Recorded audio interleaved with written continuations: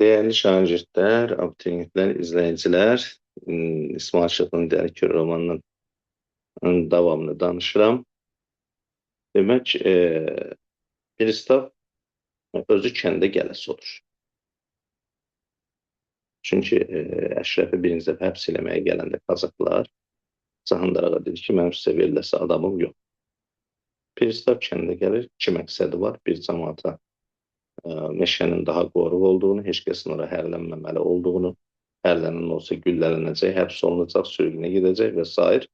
Eyni zamanda Əşrəfi də aparmaq istəyir. Cahandar ağa Əşrəfdən söhbət düşəndə Əşrəf soruşurlar kimdir seminarist. Cahandar ağa deyir ki, mənim oğlum. Deyir ki, bəs onun günahı var. Deyir ki, günahı olsa özüm cəzalandırar. Cahandar ağa çox açıqca deyir. Deyir ki, mənim oğlum quldur deyil. Və bu məqamda Əhməd Rusça danışan, zaten tərcüməçilik edən Əhməd idi. Əhməd cəmaatı müdafiə edir, deyir ki, cəmaat burada nə cür dolanacaq? Onsuz laf əvvəldən kəndin bütün əhalisi meşənin bunların əlindən alınmasına qarşı durmuş, narazı idilər. Hətta ilk narazılığı Molla Sadıq bildirir, deyir ki, cəmaat neynəsin bəs? Ümumiyyətlə, cəmaat necə geyib gəlsin? Çoça mı geyib gəlsin? Bu yeri nə tərsiz qoruq edirsiniz? Elə burada Əhmədi birinci problem görürlər. Pristav əmr edir ki, Əhmədi həbs edin, Cahandar ağa sinəsini verin qabağa. Əvvəldən də zaten Əşrəfi verməmişdi. Əşrəfi özünü cəzalandıraram demişdi. İndi də Əhmədi də həbs eləməyə qoymur. Cəmaat elə sıxlaşır ki, Qazaxların ətrafında Pristav görür ki, vəziyyət bu deyil. Əgər burada kimsə nəyəsə cəhd eləsə, qan su yerinə olacaq. Pristav geri çəkilir. Deyir ki, bəs nə olsun? Onda Cahandar ağa deyir ki, danışıb bir yol tapa bilər. Daha onlar nə danışır, necə danışır bilmirik. Bir onu bilir ki, nə Əhmədi həbs edirlər, nə də Əşrəf həbs olunur. Amma sonralar biz görəcəyik ki, Cahandar ağa barədə qubernatora xüsusi məlumat veriblər. Bu adamın təhlükəli olduğunu deyiblər və dövlətdə, yəni hakimiyyətdə, hökumətdə Cahandar ağa ilə ayrıca haqq hesab çəkməyə fikrindədir. Yenə Allahyar meydana çıxır. Yaylaqda Maral köç yolunda olanda, elə ki, yay gəlir, məlum olur ki, əhali Göytəpədə çox istidir, hava yaylağa gedirlər. Köç 2 gün gedəndən sonra bir yerdə deyək ki, düşərgə salır, nəfəslərini dərirlər. Biz burada Cahandar ağanın çox ehtiyatlı olduğunu, gecələr adamların keşik çəkdiyini, yəni əməlli başlı belə deyək ki, elə bir hər kəsin özünün bir dövlətçiliyi var, balaca bir dövləti var. Amma burada bir hadisə baş verir.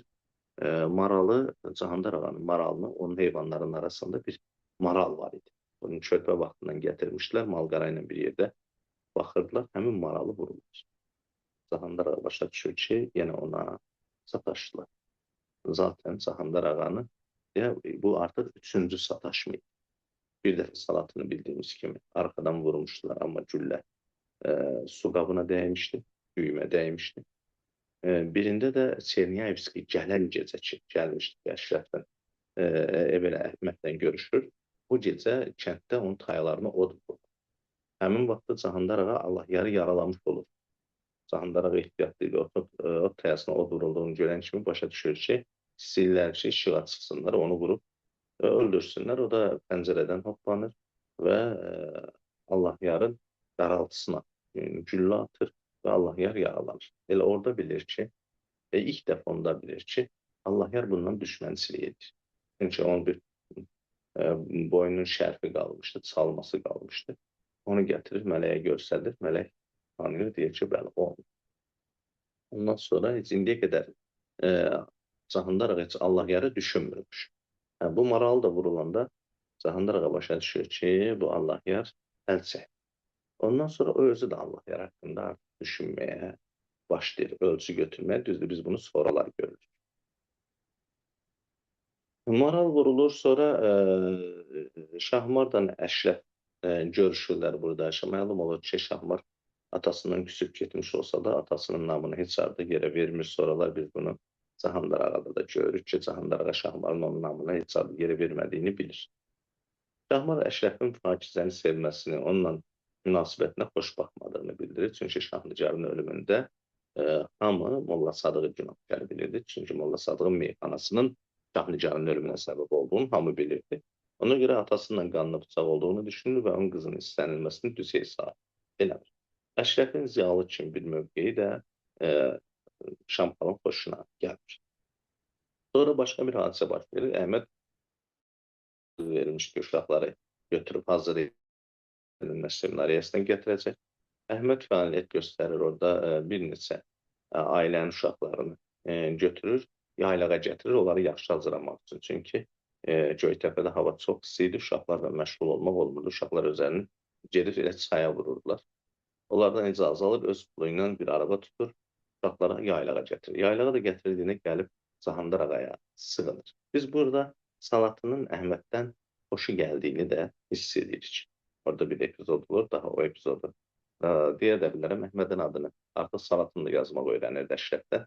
Əhmədin adını onun siqaret qapısına yazır və onun siqaretini Əhmədin dokusundan ətiri vurur. Hiss olunur ki, Salatının daha Əhməddən xoşu gəlir. Cahandar Ağa, deməli, Əhməd gəlir, dediyim kimi, Cahandar Ağaya sığınır, orada qalır. Həm də Cahandar Ağa düşünür ki, elə Əhmədlə Əşrəf bir yerdə olsa yaxşıdır, hər halda Əhməddə bir kişi xeyli alır. Cahandar Ağa Arana biçinə gedəndə Allahyar bir əmələ əl atır, basqıncılar tutur, 10 nəfər, onlara Salatını qaçırtdırır. Əşrəflə Əhməd Salatını qoruya bilmirlər gecə. Zaten çətin idi. Orada yəqin ki, basqıncılardan ikisi də yaralanır.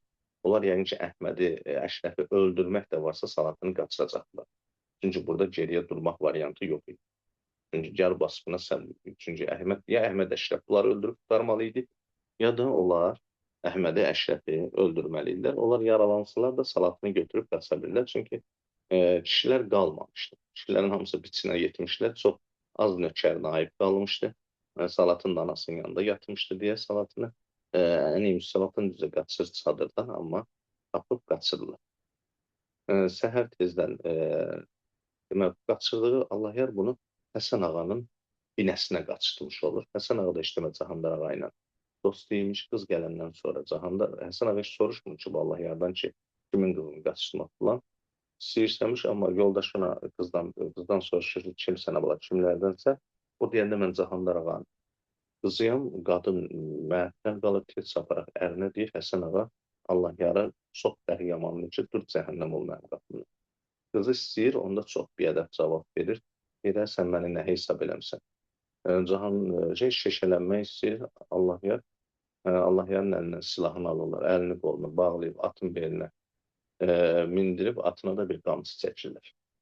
Söhbət Cahandar Ağaya. Cahandar Ağa dediyim kimi arana getmişdir. Cahandar Ağanın əhval-ruhiyyəsi çox yaxşı idi. Cəmaatdan bir yerdə taxılı biçirdi, bir yerdə vəz sürürdü. Cahandar Ağa həmin gecəni yatanda yenə yuxusunu qarışdırır. Çox övlünə qalxır, çox narahat olur. Yuxusunda Şahnigarı görür. Şahnigar deyir ki, onun heç bir günahı yox. Cahandar Ağa sözsüz heç nə başa düşmür, amma hər bir Şahnigarı görəndə ciddi şəkildə narahat olur. Çünki Şahnigarı öldürməsinə haradasa qəlbində bir peşmanlıq var idi. Yəni, çox heyfslənirdi bacısını öldürmək. Çünki bir bacı qardaş idilər. Cahandar Ağaya xəbər gəlir ki, bəs binəyə getsin, yəni bir yurt yerinə, yaylağa qalxsın. Cahandar Ağa bilir ki, pis bir şey olur. Atını bir nəfəsə çapır, az qalır atı da patlatsın. Axır ki, gəlir, çıxır yaylağa. Bir yerdə nə baş vermiş olur, o yaylağa gələnə qədər Əşrəfdən Əhməd qızı qoruya bilməsələr də səhər tezdən izdən başlayırlar axtarmağa da ki, görək qızı hara qaçırırlar. Gəlib bu Həsən Ağanın yurduna çıxırlar, yaylaq yerinə çıxırlar, binə yerlərinə çıxırlar. Həsən Ağa bunları qarşılayır, bunları sakitləşdirir, deyir ki, qız məndə. Və özü də uşaqlar da götürüb, bilir ki, bu Cahandar Ağa bunu çox da yaxşı həzm eləməz. Peşmanlıq olmasın deyə Cahandar Ağa xata törətməsin deyə özü də gəlir uşaqlardan bir yerdə, yəni Əhməddən, Əşrəfdən Cahandar ağa gəlir Həsən ağanı görür, burada yemək, içmək falan. Axır ki, Cahandar ağa çıxıb gedəndən sonra Məlik əvvəlcədən bir heç nə yox. Deyir, yox, qızı çağırır. Qızı çağırır, soruşur ki, sənin nəsə dəyib toxunublarını, salatın and içir. Amma Cahandar ağa bu da salatını da öldürmək istəyir. O, inanmıram deyir, amma Şahnigarın ruhu gəlir gözünün qabağına. Cahandar ağa elə bil ki, başı sönmüş kimi, dəlik kimi olur. Birdən-birə qışqırır ki, rədd olun ikizdə, buradan çox narahat olur. Salatın, həyata sənin oldu, həyata sənin oldu. Cahandar ağa bir sözdən salatını öldürmüş, salatın canını qurtarmış olur. Bundan sonra hadisələr Qoridə cəryan edir. Belə cəryan edir ki, Əşrəf Əhməd uşaqları burada ciddi şəkildə hazırlaşdırırlar, düşünürlər ki, onlar Qoriyə müəllimlər seminariyasına imtahan verib qəbul ola bilərlər, götürüb uşaqları aparırlar Qoriyə. Qoriyə gedəndən sonra bir hadisə baş verir. Cahandar ağa səhər sübh tezdən hava açılmamış Qəmərin yanına gəlir. Görür ki, Qəmər nə sözünü bir cür aparır. Diqqət edəndə görür ki, atın qalını və quyruğunu yıxıblar. Burada Cahandar ağanın məşhur bir ifadəsi var. Deyir ki, kişinin namusu dişi. At, arvad, papa. Və atının quyruğunun qırxılması, yalının qırxılmasına çox pis olur Cahandar ağa. Cahandarın ölümü belə ona bu qədər təsir eləməmişdi. Atı çox düşünür, belə qərara gəlir ki, atın izini itirmək lazımdır, gətirir bir sıldırım qayanın yanında Qəməri atır. Qəmər şaxa qalxır və sıldırımdan yuvarlanır. Ondan sonra Cahandar ağa ümumiyyətlə evdən çölə çıxmır.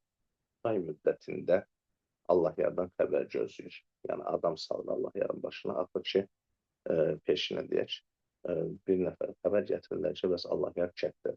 Bir gün gözləyir, ikinci gün gedir, Allah yarı atır. Allah yarı öldürəndə özü də yaralanmış olur. Əsərin son hissəsində Qoridəki hadisələr ön plana çıxır. Məlum olur ki, Qori müəllimlər seminariyasında vəziyyət o qədər də yaxşı deyil. Hökumətin ciddi şəkildə seminariyaya nəzarəti var. Orada Petrov adlı biri var. O uşaqlara, müəllimlərə ciddi şəkildə nəzarət edir. Orada Kipkanın hərəkətlərindən şübhələnir. Zaten biz Kipkanın Əhməddən söhbətində görürük ki, yəni yenə də Çar hökumətinə qarşı mübarizə aparmaq niyyətindədir və o mübarizə indiki sonradan qurulan Sovet quruluşunun, Sovet rejiminin deyək ki, yolu ilə gedən bir adamdır. Kommunizm, kommunistlərə təsir altına düşmüş adamdır ki, yəni istəyir ki, deyək ki, Sovet hökuməti qurulsun. Yəni sosializm qurulsun, o düşüncəni, yəni belə deyək ki, Çar Rusiyasının yıxılması üçün, Çarın yıxılması üçün, Çar hökumətinin devrilməsi üçün silahlı mübarizə tərəfdarı. Amma Əhməddən söhbətini görür ki, Əhməd heç də silahlı mübarizənin tərəfdarı deyil. Əhməd də oxumağın, savadlanmanın tərəfdarıdır. Xalqın özünün yavaş-yavaş inkişafının tərəfdarıdır. Fikirləşir ki, xalq mədəni cəhətdən inkişaf eləməsə, təhsillənməsə, maariflənməsə, ona onsuz da çıxış yolu yox. Həm kapitalizm, acı kapitalizm, feodalizm əzir xalqı, xalq öz hüquqlarından xəbəri yoxdur. Zaten yüksək təbəqədə o hüquqları xalqa vermək fikrində deyil. Yəni, Əşrəf biz görürük ki, fikirləşir ki, torpağın belə bölgüsü düzgün deyil. Amma gərək bunu zənginlər də düşünsün. Çünki Cahandar ağa Əşrəf bu fikrini deyəndə Cahandar ağa məəttəl olur. Bu nə düşünür? Mən torpağımız adına cəmaata mı verim paylı? Yəni, bunun üçün bu qənaətə gəlmək üçün adamlar savadlanmalı idi. Yəni, əşrəflər yetişməli idi. Şamxallar dəyişməli idi. Cahandar ağalar dəyişməli idi. Əhməd deyək ki, yavaş-yavaş inkişaf eləmənin, tərəqqi edib bir tərəfə çıxmanın tərəfdarıdır.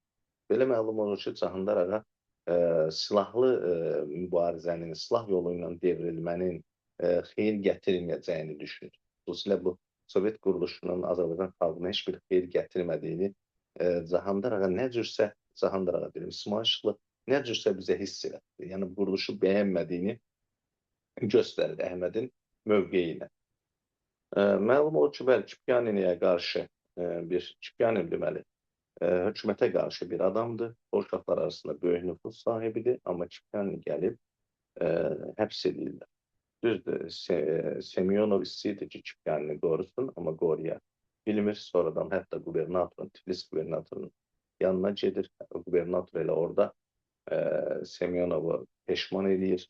Orada Cahandar ağanın adını çəkir, Əhmədin adını çəkir, deyir, sən xəbərin yoxdur, bunlar yani ilə görüşür, sən deyərsən qocalmısan. Onu istefaya getməyə məcbur edirlər və sonradan da Semyonov istefaya gedir. Məktəbə bir direktor qoyurlar, o direktor da uşaqlar direktoru qəbul eləmirlər. Məktəbi axırda bağlayırlar, 2 aylıq tətilə çıxardırlar. Bu hadisələr hamısı eyni vaxtda cəryan edir ki, həmən keçir indi Göytəpəyə. Pristava məlum olur ki, Cahandar ağa nə cürsə məlumat satmış olur. Görünür bu Molla Sadıq vasitəsilə satıb, bəlkə başqa biri vasitəsilə satıb. Pristav gecə qoşun həddində, yəni Kazakdan kəndə hücum edir. Əhməddən, burada da onların dilini başa düşən bir dənə Əhməddir, Əhmədi götürür. Əhmədin birinci Zayəcə gəlirlər, Əhmədi məcbur edirlər, gedir Molla Sadığı götürür, gəlir. Onların arasında tərcüməçiliyi eləmir. Başa düşür ki, bəli, Molla Sadıq Cahandar ağanı satır. Molla Sadıqdan orada mübahisə edirlər. Pristav Molla Sadıq deyir ki, mən bu adam yanında heç nə danışmaram. Pristav zaten başa düşür ki, Əhməd bunlara heç nə tərcümə eləməyəcək, Əhmədi burada həbs edirlər. Ondan sonra hadisə Cahandar ağanın evinə keçir. Cahandar ağa gelin yata bilmir, yerindən qalxır, artıq yarası sağalırdı, yaxşılaşırdı. Və Cahandar ağa geyinəndə də bilirsə, Cahandar ağa həmcə xəncəri belində, tüfəng əlində olur. Və tüfəngi ilə götürür, həyətə düşür və birdən hiss edir ki, görür ki, həyətə girir. 2 nəfər Kazak içəri girir, tapdıq nökər qabağına çıxır. Cahandar ağanı soruşurlar, Cahandar ağa başa düşür ki, bəli, onu həbs eləməyə gəlirlər. Cahandar ağa qərar verəndə ani qərar verir. Yəni, özünü heç cürə həbs olunmuş vəziyyətdə görəmir, at döşündə gedən görə bilmir. O dəqiqə Kazakın ikisində vurur. Kazakın ikisini vuran kimi atışma başlayır. Cahandar vurduğunu vurdur, yaraladığını yaraladır, öldürdüyünü öldürür. Başa düşür ki, ev mühasirədədir. Belə davam eləsə, nökərlər də silaha sarılırlar, əməlli başlı atışma başlayır. Bilir ki, burada ölüm hüküm çox olacaq, arvad uşağa güllə deyəcək. Atını minib kətdən çıxır, üzü külətə. Cahandar ağanı izləyə bilmirlər. Oradan mı bir nəfər biz əvvəldən də görürük ki, bir hamanları var idi, Kazakların başçısı var idi. O da görünür sərt adam idi. O heç nədən qorxmadan, çəkinmədən Cahandar ağanın arxası ilə sapır. Cahandar ağanın atı Qəmər öldüyünə görə başqa vaxtda bir Cahandar ağa görür ki, deyir ki, məni çox güllənin altından at qutarmışdı. Cahandar ağa hər halda Qəmərdən olsaydı aradan çıxacaqdı və hökumətə təslim olmayacaqdı, nə də özü ölmüşydü. Amma bu atı bərk satır. Görür ki, o Kazak yaxınlaşır, birdən qəflətən atı saxlayıb üzbəüz gəlir. Çünki beynində belə bir düşüncə olur ki, cəmaət indi amma damın belindən baxır ki, Cahandar ağa qaçır.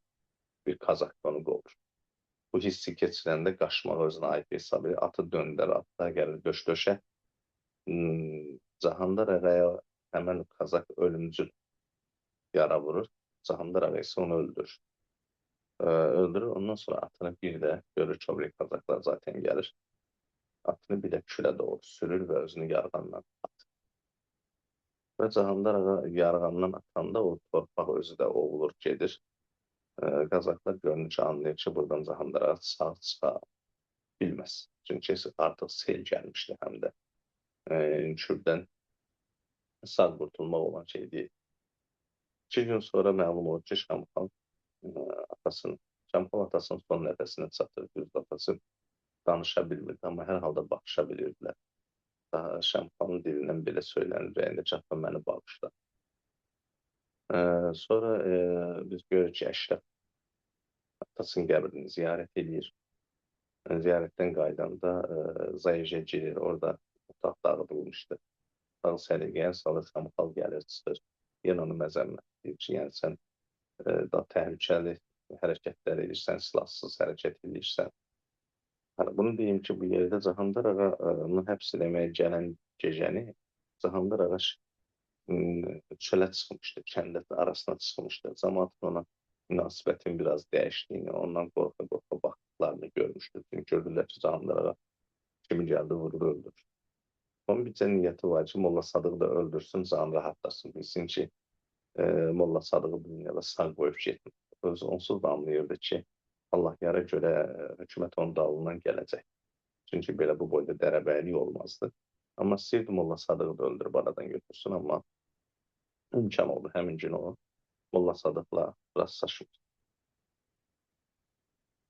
Bəli, biz Əşrəflə Şamxalı bir yerdə görürük.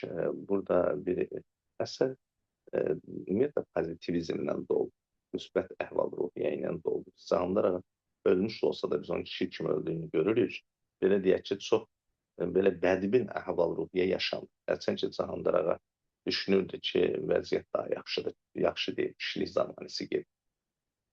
Əşrəflə Şamxalın söhbətindən bu qənaətə gəlirik ki, qənaətə gətirir, yəni hər biri bir-biri haqqında. Şamxal Əşrəfin əvvəllər bu oxumağından çox narazı olmuşdu. Deyirdi, deyəsən bu bir cür oğlan olacaq.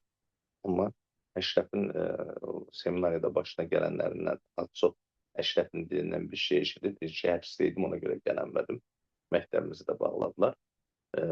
O qardaşı gözündə yüksəlir. Fikirləşir ki, o kök üstündür. Əşrəfə qarşı içində bir rəğbət yaranır. Şamxala qarşı da Əşrəfin içində bir rəğbət yaranır. Onun davranışları, siqaret çəkməyi, o ikisi bir yerdə bir siqaretlər çəkilir. Atasına oxşadır. Elə bilir ki, atası cavan Cahanlar ağadır. Biz burada Şamxalın bir müdrik davranışını görürük. O atasının ölüm səhnəsini, necə ölməsini necə gətirməyi qardaşına danışmır. Burada çox belə ibrətamiz bir şey. Yəni, mənim də yaşım da çoxdur. Adam həqiqətən bəzən belə qərarlar verir. Məsələn, mən cavan qaynım rəhmətə getmişdi, övladlarımın onun son günlərini heç görməyini istəmədim və göstərmədim. Və düşündüm ki, qoy onların gözlərinin dayıları gözlərin qabağında sağlam, cumra, ruh qalsın. O heç vaxt olar dayılarının eşidən qulaqlarından ağır xəstə olduğu vəziyyəti görüb dayılarının yadlarında elə saxlamasınlar. Burada da Şamxal heyl edir. Yəni istəmir ki, atasının ölüm səhnəsi gözünün qabağında qalsın. Əşrəfin bir qoy atam həmişə at belində şuq görsün. Əsərin bax, dəyərli yanlarından biri odur ki, İsmail Şıxlı elin, obanın, insanların, ağsaqqalı, müdrik adamların gəldiyi qənaətləri hər hansısa bir obrazın dilində, əməlində, hərəkətində əsərə gətirir. Yəni, elə bil ki, bir Dədə Qorqud kimi. Nə necə olmalıdır? Bunlar hamısı əsərdə bizə göstərilir. O dediyim kimi, kişinin namusu bir şeydir məsələsi var. Hətta atasını, oğlunu, bacısını öldürən Cahanlar ağanın öz namusunu təmizlədiyini düşünərək bacısını öldürsə də, sonradan amma bacısını öldürüb axı. Hönkür-hönkür ağlaması, belə deyək ki, Cahanlar ağa kövrələndə onun kövrəldiyini heç kəsin görməməsi üçün nə cürsə vəziyyətdən çıxması, hətta bu şeyləri biz sonra Əşrəfdə də görürük, Şamxalda da görürük ki, onlar da davranışları mərdanə, kişi kimi, yəni belə deyək, dəyərlər İsmail Şıxlının Dəli Kür əsərində biz dəyərləri görürük, xalqımızın dəyərlərini görürük, əxlaqını görürük. Əsəri şirin eləyən, dəyərli eləyən motivlər, məsələn, çox gözəl sevgi hisslərinin ifadəsi var. Həm qadınlar tərəfdən, həm kişilər tərəfdən, yəni həm cavanlar tərəfdən, həm qızlar tərəfdən. Pakizənin Əşrəfə münasibəti, Əşrəfin Pakizəyə münasibəti, Salatının Əhmədə münasibəti, deyək Güləsərin Şamxala münasibəti, Şamxalın Güləsərə münasibəti, bir kişinin qadına, ailə dəyərlərinin, kişi-qadın münasibətlərinin, ər-arvad münasibətlərinin necə qurulması, məsələn, Cahanlar ağa demək ki, heç vaxt arvadına xüsusi bir iltifat göstərməzdi. Düzdür, Mələyə son zamanlar azca iltifat göstərirdi və Cahanlar ağa düşünürdü ki, bir qadın ərinin onu sevdiyini bilməməlidir. Həmişə o şeyin həsrətində olmalıdır. ki, yəni mən onu sevdiyini görüm, hiss eləyim, duyum. Yəni ailə münasibətləri, ata-oğul münasibətləri, düzdür, burada tənqid olunacaq yerlər də var. Biz Əşrəfin münasibətlərində görürük onu. Əşrəfin baxışlarında görürük, Şamxal'dan söhbətlərində görürük ki, onun bəzi məsələlərə fərqli münasibət, artıq bir ziyalı mövqeyi, ziyalı münasibəti var. Məsələn, xalqın qonaqpərvərliyi, böyük-kiçik yeri bilmək, bunlar hamısı məsələn, xalqın o adətləri, ənənələri özdə adama xoş gələn, adamda hörmət hissi doğuran. Məsələn, Dəli Kölə əsərinin ən böyük dəyəri, qiymətli yanı odur ki, qiymətli tərəfi odur ki, adam Azərbaycan xalqının oğlu olmasından, qızı olmasından fəxr edir. Məsələn, biz Danabaş kəndinin əhvalatlarını oxuyanda adam öz-özündən iyrənir, kiçilir öz gözündə. Amma Cahandar ağanı oxuyanda, Dəli Kürü oxuyanda adamda belə bir hiss olur. Biz Cahandar ağanın səhv hərəkətini görürük. Amma belə deyək ki, Cahandar ağaya əslində baxsaq Cahandar ağa çoxlu səhvlər edir. Yəni çox rahat adam vurub öldürə bilir, başqasının qadınını qaçırda bilir. Amma heç bir Cahandar ağaya belə deyək, nə yuxarıdan aşağı baxa bilmirik, nə nifrət eləyə bilmirik. Bir Cahandar ağanın davranışlarının, mərd davranışlarının içimizdə bir rəğbət hissi olur. Hətta belə deyək ki, Əşrəf adət-ənənələrdən danışanda Şamxıla deyir ki, bu dadə baba adətlərimizdən danışırsan, özün də atama üzünə ağ olursan. Deyir, nətər yəni? Deyir, nə nətər? Atam ikinci arvad alıb da, burada nə var ki? Nə bilim, adət-ənənələrimizə görə ikinci arvad alma olar, nə hoppanıb düşürsən? Yəni bu cür belə deyək ki, mövqelər, münasibətlər əsərdə çox təbii şəkildə verilir. Fərqli düşüncə tərzləri çox qabarıq şəkildə verilir. Hətta Zərnicarın Şamxalı əvvəlcədən atasının üzərinə qaldırması, amma sonra Əşrəfi atasına qarşı qalxmağa qoymaması, düşünməsi ki, bu hardasa səhvdir. Zərnicarın izzət nəfsinin aşağılanmasının çox təbii izahı var. Məsələn, deyək ki, Zərnicar niyə izzət nəfsi çox tapdalanmış olur? O həm də yaşlanmış olur. O yaşlandığı üçün mələyə daha çox qısqanclıqdan yanaşır. Eyni zamanda Cahandar ağanın insafsız iş gördüyünü düşünür. Düşünür ki, nə oldu? Mən cavanlığımı, hər şeyimi sənə vermişdim. İndi mən yaşlanmışam, gedib bir cavan qadın gətiribsə. Hətta belə adam mələyə də haqq qazandırır, Cahandar ağaya da. Bu əsərin ən qiymətli tərəfi odur ki, İsmail Şıxlı hər bir obrazın gözü ilə baxıb həyata. Hər kəsin öz pəncərəsindən baxıb. Müxtəlif pəncərələrdən baxıb eyni hadisələrə. Cahandar ağanın mələyin gətirməsinə Cahandar ağanın bir kişi gözü ilə baxıb. Eyni zamanda Cahandar ağanın peşman olan gözü ilə də baxıb. O pəncərədən də baxıb ki, Cahandar ağa içində bir peşmanlıq yaşayır. Mələyin gəlməsinə Şamxalın gözü ilə də baxıb, Şahnicarın gözü ilə də baxıb. Düzdür, Şahnicarın biz hər hansısa bir münasibətini görmürük orada. Əşrəfin gözü ilə də baxıb, elin gözü ilə də baxıb, Allahyarın başına gələnlərə Allahyarın gözü ilə də baxıb. Hətta Cahandar ağa Allahyarı son anda gözünün qabağına gətirəndə deyir, onun nə günahı var? Allahyar məni tanıyan idi. Allahyarı öldürülməyində də bir haqsız olduğunu düşünür.